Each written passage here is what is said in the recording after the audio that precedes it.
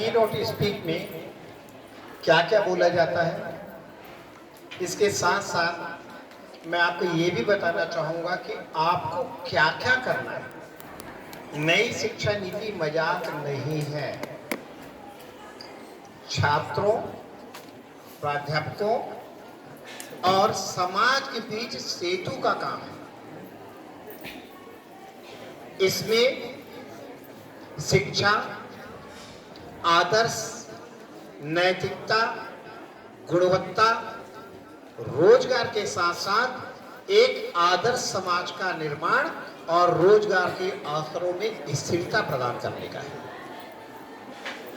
ऐसी स्थिति में यह अनिवार्य हो जाता है कि हमको क्या करना है, यह हमको जानना होगा। सबसे पहले हमको अपने परिवार के सभी बच्चों को शिक्षित करना है। शिक्षा से तात्पर्य अक्षरी ज्ञान से नहीं है। आप उनको क ख ग ABCD 2 दूनी 4 ये इतने ही पढ़ा देने से आपकी शिक्षा नहीं होगी। शिक्षा से तात्पर्य ये है कि उसकी चिंतन शक्ति बढ़े, और इसके लिए आवश्यक नहीं है कि वो हिंदी में पढ़े या इंग्लिश में पढ़े। आप उसे स्थानीय भाषा में पढ़ाइए। और ये पढ़ाने के लिए कहा गया है, ये कोई जरूरी नहीं है कि पढ़ाई स्कूल में भी हो, यह परिवार के बीच और समाज के बीच भी होगा। आपको एग्रीकल्चर में रुचि है, आप एग्रीकल्चर ही पढ़ लीजिए, खेती किसानी का, उसके औजार, उसके बीज, उसके प्रकार, उसके काम का, निंदाई, बुआई, गोड़ाई, मौसम, आपको जो लगता है उस तरीके से पढ़िए, लेकिन अशिक्षित होकर के घर में मत बैठिए। आप अपने अवसरों का तलाश करते हुए चलिए। जो चीज आपको अच्छी लगती है उसे आत्मसात कर लीजिए। अब कैसे आत्मसात करना है, आप कैसे आत्मसात करेंगे किसी चीज को? किसी के पास ये चीजों का विकल्प है कि हम अपने आप को आत्मसात कैसे कर ले? देखिए, जब विषय सामने आता है नई शिक्षा नीति का, तब 2-3 बातें महत्वपूर्ण हैं। पहले अपने आप को संकलित करिए वैचारिक दृष्टिकोण से, और उसके बाद कार्य को संपादित करिए। अब तक बहुत भटकाव हो गया, सर के ऊपर से बहुत पानी निकल गया। इस कारण प्राइमरी से लेकर हायर एजुकेशन और रिसर्च वर्क तक पूरे बुनियादी ढांचे में परिवर्तन किया गया। इससे पढ़ाई के तरीके, परीक्षा की विधियां, मूल्यांकन, उनके श्रेणीकरण, उनके उपाधियों का वितरण, ये सभी चीजों को एकसाई कर प्रस्तुत किया गया।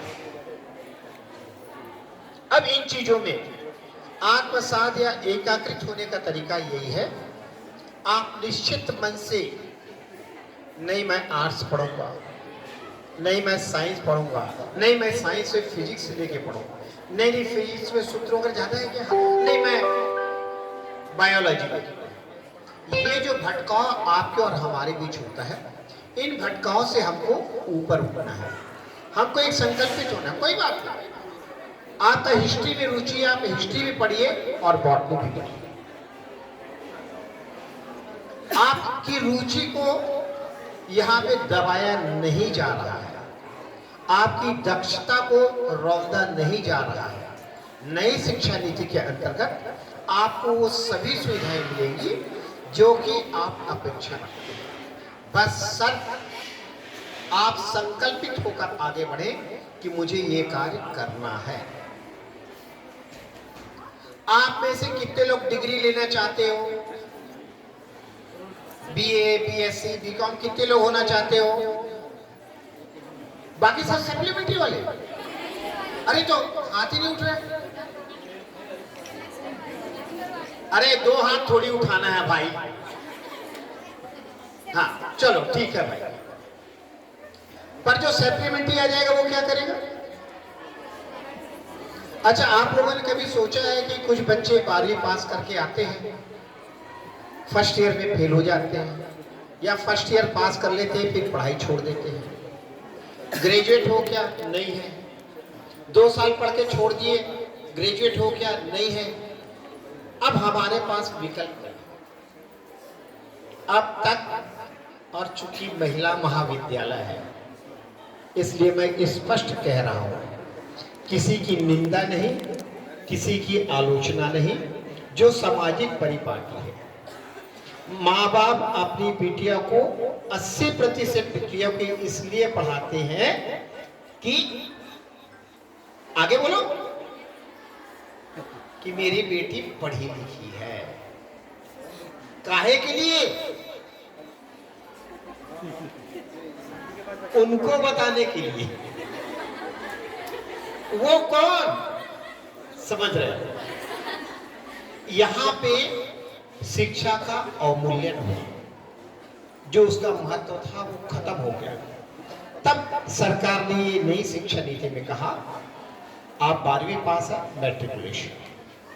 अगर आप पहले साल पढ़े हैं सर्टिफिकेट कोर्स, दूसरे साल पढ़े हैं डिप्लोमा, तीसरे साल ग्रेजुएशन, मैंने आपको भी बताया, फिर ऑनर्स, फिर पीजी, फिर रिसर्च।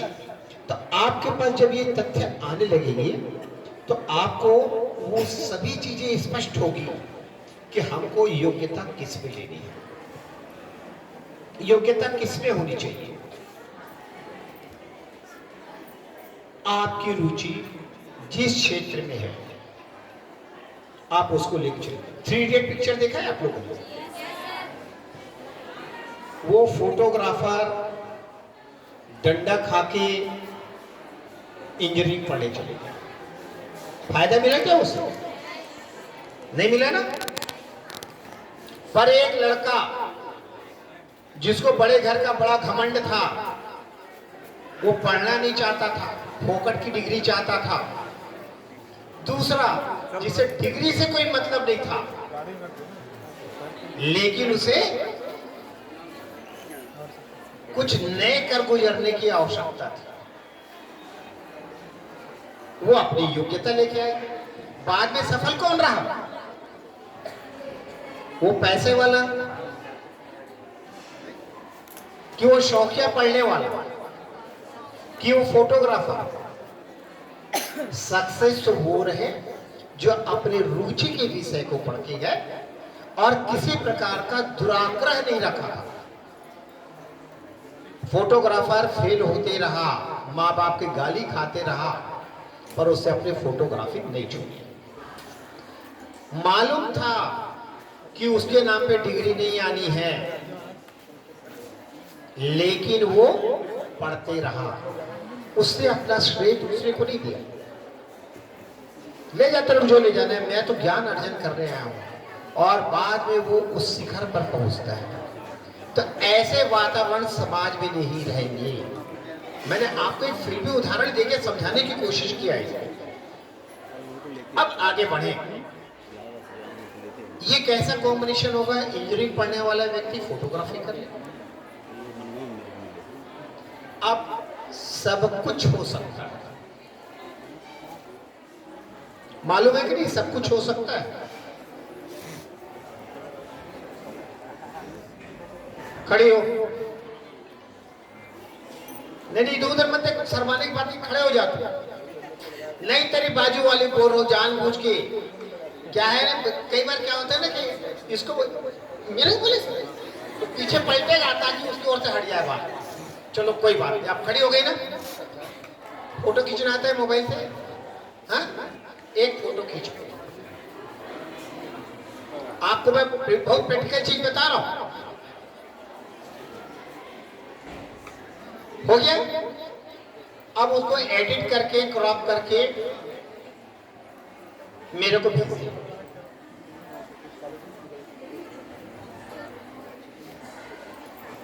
बैठ जा, 10 मिनट बाद भेजना।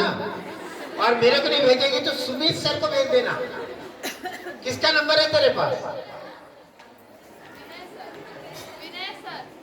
उनको भेज देना, ठीक है? आ जाए यार तो तुम इस पे ले लेना और उसको थोड़ा सा एडिटिंग में जाके फ्लैश में और कलर कॉम्बिनेशन में चेंज करके उसको बना लेना। ऐसा होता है कि नहीं होता है? अरे कंप्यूटर पढ़े है क्या ये? वो कंप्यूटर पढ़ी है क्या? कुछ चीजें कॉमन होती है कि नहीं होती है? आज के आधुनिकीकरण के दौर में बहुत सी चीजें कॉमन है जिसको हम विशिष्टीकरण के रूप में ले चलते हैं। आप देखना, आपका मोबाइल खराब हो जाए, सुधरवाने के लिए जाते हैं, वो लड़का 10वीं पास होता है कि नहीं होता है? चलो मैं आपको एक दो किस्से सुना देता हूं, शायद आपको पसंद आए। मेरे घर के पास एक सिंधी उद्योगपति रहता है। ध्यान से सुनना, एक सिंधी उद्योगपति रहता है। जब मैं सब्जी लेने के लिए जाता था बाजार में, तब वो लड़का छोटा सा था। भैया नींबू ले लो ना, 1 रुपए का 2 है, 1 रुपए का 2। भैया आज 3 है। हम लोग उसको डांट देते थे। 2-3 साल बाद हमने देखा नींबू छोड़ के वो पॉलीथीन बेचना शुरू किया और हर सब्जी वाले के पास जाके पॉलीथीन देता था। बाद में हमने देखा 1.5-2 साल बाद कि वो पॉलीथीन की दुकान खोल लिया। फिर हमने 2-4-5 साल के बाद देखा कि वो मार्केट से गायब है। हमने पूछा वो क्या कर रहे हैं भाई आजकल? बोली किराना दुकान चला रहा है। ठीक है, किराना दुकान चला लिया।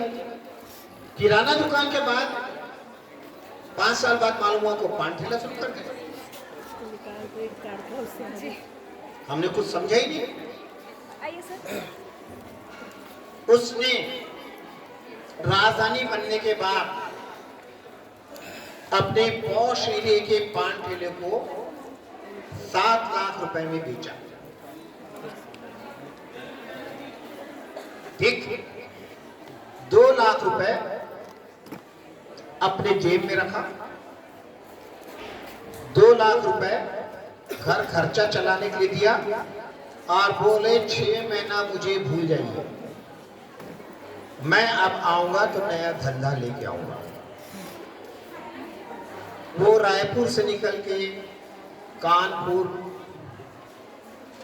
Lucknow, Nepal, Hong Kong, China border से ऐसे घूमते हुए कलकत्ता से वापस आया।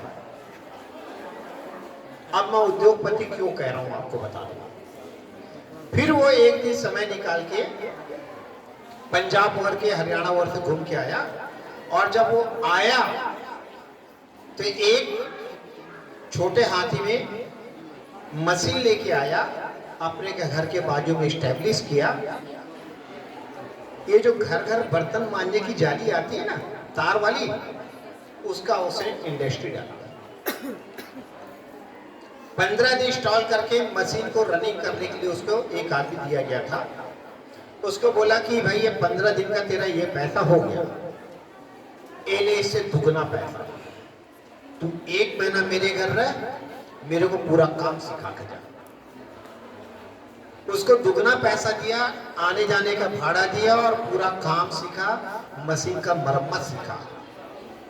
आज के डेट में उस आदमी के पास 1500 स्क्वायर फीट की जमीन में नीचे घर है, ऊपर में उसकी फैक्ट्री चल रही है, उसके ऊपर उसका स्टोर है और उसके ऊपर अपने लेबर लोग के लिए वेलफेयर या स्टाफ जो कहा जाए उसके लिए उससे जगह दे के रखी है।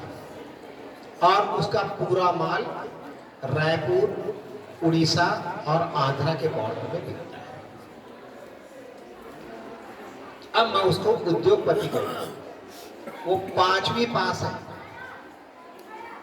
और पूरे परचेज और सेल की एंट्री वो अपने मोबाइल में रखता है। जीएसटी और बैंक का काम भी वो अपने मोबाइल से करता है और आखिरी में अपने चार्टर्ड अकाउंटेंट के पास बोलता है ये मेरा खाता है, हर 3 महीने में उसको ट्रांसफर करता है और जाके हिसाब करके जो पैसा पटाना रहता है ऑनलाइन तुरंत मोबाइल से वही पटाता है। हो गया ना क्लियर? ऐसे कह के आता है, बोले हाँ अपने फीस का भी पैसा ले लो, वही सुनको मोबाइल से फीस का पैसा दे देता है। मैं आश्चर्यचकित, ये लड़का 5वीं तक पढ़ा है और आज वो 35-40 लाख का टर्नओवर ही हंसते हुए कर लेते। ये किस चीज के कारण है? लगन और रुचि का और एक संकल्प लेके चलने का। और जब वो पूरा मशीन लगाने के लिए जब लौट के आया, उसके जेब में मात्र 500 रुपए थे और बोला यदि अगर रास्ते में कहीं पुलिस वाला रोक लेता ना तो ये भी चले जाता, हम लोग को रास्ते में भूखे आना पड़ता।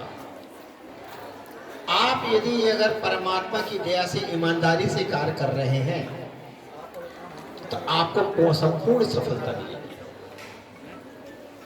एक और उदाहरण दे रहा हूं। मैं चूंकि इस वनांचल क्षेत्र में आया हूं, एक बार मैंने एक विद्यार्थी को गोद लिया हुआ था। मतलब मैं तो वैसे भी बिलासपुर में था तो 5 बच्चे यूं ही ले लेता था अपने में, उसका खर्चा वर्चा भी दे देता था पढ़ने वाले का। उस बच्चे के गांव में मैं गया तो कम से कम 100-150 नीम के झाड़ थे और वो झोपड़ी में रहता था। आर्थिक स्थिति ठीक नहीं थी। टूटे कप में मेरे को चाय पिलाया तो सिर्फ उसमें चाय पत्ती थी, ना दूध था ना शक्कर था। मैंने कहीं एक शब्द नहीं कहा, चुपचाप पिया और आ गया। और लौटते तो उसको बोला बेटा ये नीम की फल्ली तू उठा के बेच देगा ना, या इसका पैरा के तू तेल निकाल लेना, खल्ली छोड़ देना तो तेरे से पेराई का पैसा भी नहीं लेगा, तू हजारों रुपए कमा लेगा। उस लड़के ने उस बात को मान लिया और आज मैं देखता हूँ वो साल के बीज का और कई प्रकार के बीज का कारोबार कर रहा है और आज वो करोड़पति है, मेरे से ज्यादा आय वाला आदमी।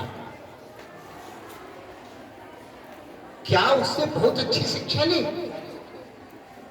अरे शिक्षा समाज देता है, अगर आपने स्वीकार कर लिया तो वो आपका भविष्य बना देता है, यदि अगर आपने उसको ठुकरा दिया तो बर्बाद कर देता है। एक और उदाहरण, 2 भाई एमबीए की, एक बुआ का लड़का था, एक मामा का लड़का था। मतलब एक ही परिवार के दोनों बच्चे थे, दोनों एमबीए पढ़ के आए, दोनों फर्स्ट डिवीजन थे। एक लड़का चले गया 10,000 रुपए की नौकरी में, 10,000 रुपए महीना मिल रहा है तो आपने हाँ मैं ज्वाइन कर लूंगा। दूसरा बोला 10,000 तो मैं अपने यहाँ नौकर को देता हूं, मैं नहीं जाऊंगा। 3 साल तक समझाते रहे, नहीं गया। 3 साल के बाद उसकी एमबीए की डिग्री की वैल्यू खत्म हो गई और वो 3 साल तक जो 10,000 और 12,000 में काम कर रहा था, चौथे और 5वें साल में उस आदमी का पैकेज 2.5 लाख और 3 लाख और आज वो वाइस प्रेसिडेंट है। दोनों साथ पढ़े थे, दोनों एक ही घर परिवार के थे, संस्कार एक ही था, लेकिन लक्ष्य क्या हुआ? भेद पाने में असफल रहे। नई शिक्षा नीति यही चीज कहता है, आपकी जिस योग्यता और दक्षता कार्य क्षेत्र में रुचि है वही करिए, वही पढ़िए और किसी को हताश या निराश मत करिए, किसी के साथ तुलनात्मक अध्ययन मत करिए। आज होता है तोर बेटी कद का नंबर 5, मोर बेटी अद का नंबर 5, होता है कि नहीं होता है? ये बात सहेली भी मत पूछना कितने पाए, बस यही पूछना अब तू क्या करेगा। अब वो समय हो गया, तैयाला सियान लेगी, तैयाला बैया लेगी, ठीक है ना? मेरी बात समझिए, वो परंपरा खत्म हो गई, उसे आप भूल जाइए। आज तेरा और मेरा नहीं, हमारे विकास से मतलब। और नई शिक्षा नीति बार बार यही चीज कहती है। एक बिलासपुर में था तो एक और बहुत अच्छा उदाहरण दे रहा हूँ आपको, अचानक बोलते बोलते मुझे याद आ गया। DIC का फाइनल डिवीजन की मीटिंग होती है, तो कलेक्टर साहब बैठे थे, तब याद नहीं आया, नहीं तो बहुत मजा आ जाता। कलेक्टर साहब की अध्यक्षता में होती है, तो बिलासपुर में DIC की बैठक हुई, मतलब डिस्ट्रिक्ट इंडस्ट्रियल कॉर्पोरेशन की एक बैठक होती है कमेटी की, उद्योग निगम की। उसमें 3 लड़कियों ने ब्यूटी पार्लर के लिए अप्लाई किया। तो वहाँ जो फाइनेंस करने वाला मैनेजर था, बोलता है सर एक को उस एरिया पे दे दीजिए, एक को उस एरिया पे दे दीजिए, एक को उस एरिया पे दे दीजिए। मैं कहा सर ये अलग अलग एरिया पे देंगे, लड़कियां अकेली रहेंगी, कभी अगर कोई ग्राहक नहीं आया तो अच्छा नहीं होगा। बोले नहीं नहीं नहीं, एक ही जगह में इनको मार्केट कैसे मिलेगा, कौन आएगा, किससे कराएगा, फिर वो इसका धंधा नहीं चलेगा, हमारा रीपेमेंट नहीं आएगा। मैं बोला सर सुनिए, आपको अगर रीपेमेंट के हिसाब से बात करना है तो रोजगार की बात मत करिए। मैंने बोला सर आपका ब्रांच ऑफिस कहाँ है? नहीं बताइए ना सर, आपका कहाँ पे ब्रांच ऑफिस देना पड़ेगा? बोले तेलीपारा। क्या तेलीपारा? मामला आप जानते हैं सर, तेलीपारा उसका नाम क्यों पड़ा? क्योंकि वहां तेल के व्यापारी रहा करते थे।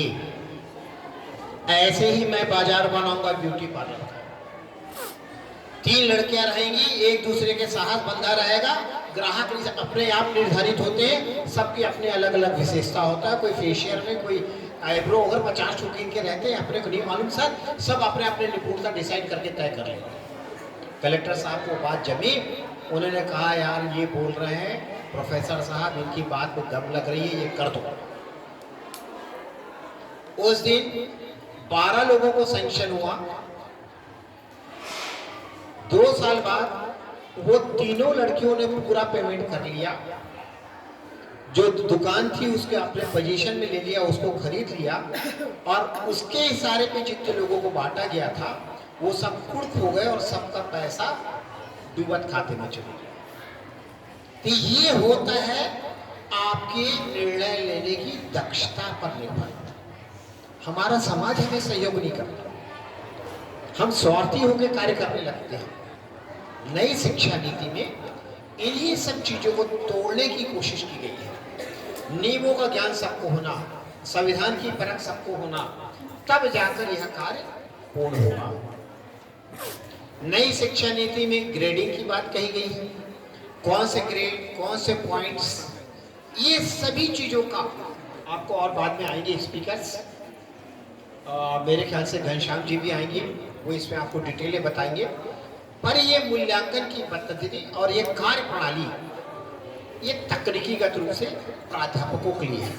छात्रों को तो सिर्फ पढ़ाई करना है, आप अपना सिलेबस देखिए, पढ़ाई करिए और व्यवहारिक पहलुओं पर चिंतन करिए, और वही आपकी सफलता का आधार होगा। मैं नई शिक्षा नीति के बारे में अंतिम तौर पे ये कहता हूं, प्राइमरी से लेकर यूनिवर्सिटी तक या रिसर्च बोर्ड तक कोई भी कार्य किया जाएगा उसमें व्यवहारिकता होगी।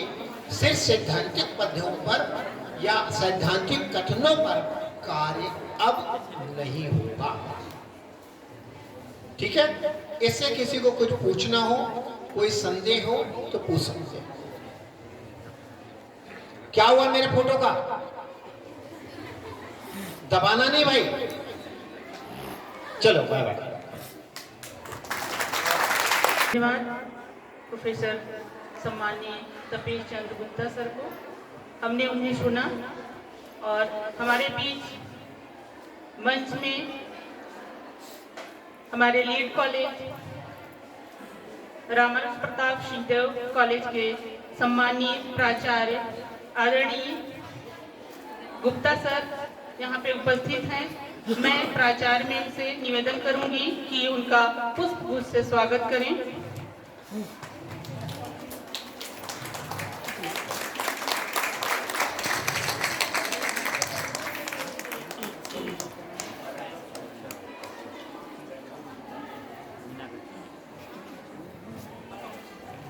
धन्यवाद मैम। इसके पश्चात मैं doctor Sumit Kumar day sir को आमंत्रित करती हूँ कि वे आदरणीय गुप्ता सर का पुष्पगुच्छ से स्वागत करें।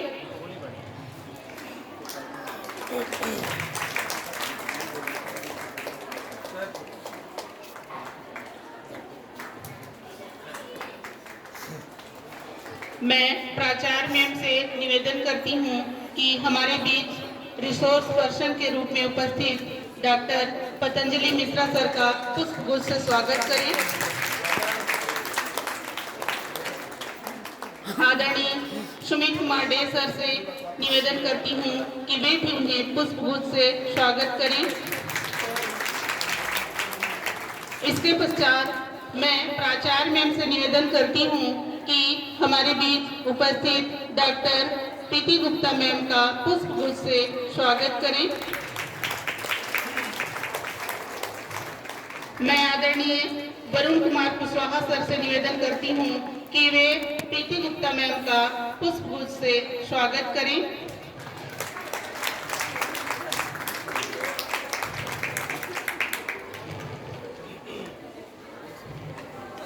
आप सभी का धन्यवाद।